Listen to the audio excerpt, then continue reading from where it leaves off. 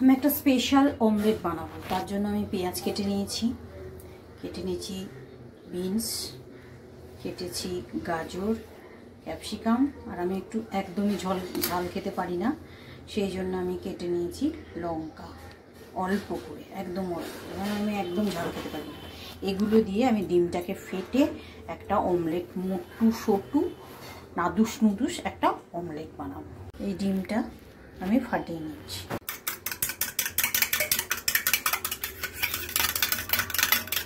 ডিমের মধ্যে আমি কখনোই নুনটা দিই না, কারণ ডিমটা এমন একটা জিনিস, নুন দিলে অনেক সময় দেখেছি নুনটা যেখানে সেখানে আটকে থাকে, গলে না, এই স্টিকিনেসের জন্য, এটা তেলতেলে ব্যাপারের জন্য। সেই জন্য নুন আমি কখনোই এই অমলেটের মধ্যে দিই না, কড়াইতে দিয়ে ওপরে আমি নুন ছড়িয়ে দিই। তো এবার আমি এটা ফাটিয়ে নিয়েছি, এবার এই সবজিগুলো আমি সব দিয়ে নেব। বিনসগুলো দিয়ে নিলাম, ক্যাপসিকামটাও দিয়ে, গাজর দিয়ে নিলাম, ক্যাপসিকাম দিয়ে নিলাম, লঙ্কাও দিয়ে নিলাম, পেঁয়াজও দিয়ে নিলাম, সব দিয়ে নিয়ে এবার নেড়ে নেব। ব্রেকফাস্টের জন্য আমি ব্যবহার করছি অলিভ অয়েল দিয়ে নিলাম,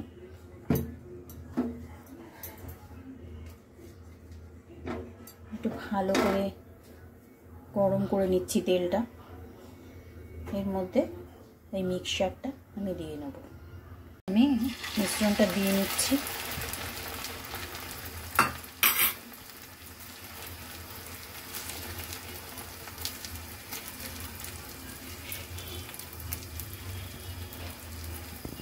দিয়ে নিচ্ছি,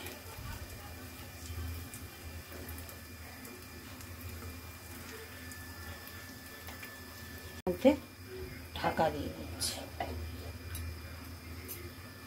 একটু অরিগানো ছড়িয়ে দেবেন, অরিগানো ছড়ালে বেশ ভালো লাগবে খেতে, পিৎজা একটা ভাব হবে।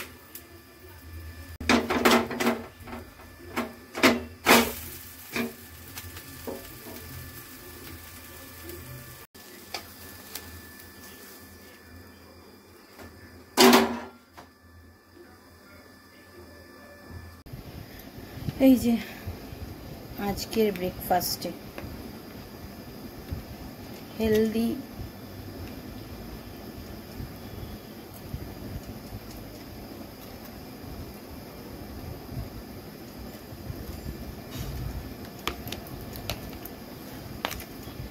একটু গোলমরিচ দিয়ে নেবেন, আর একটু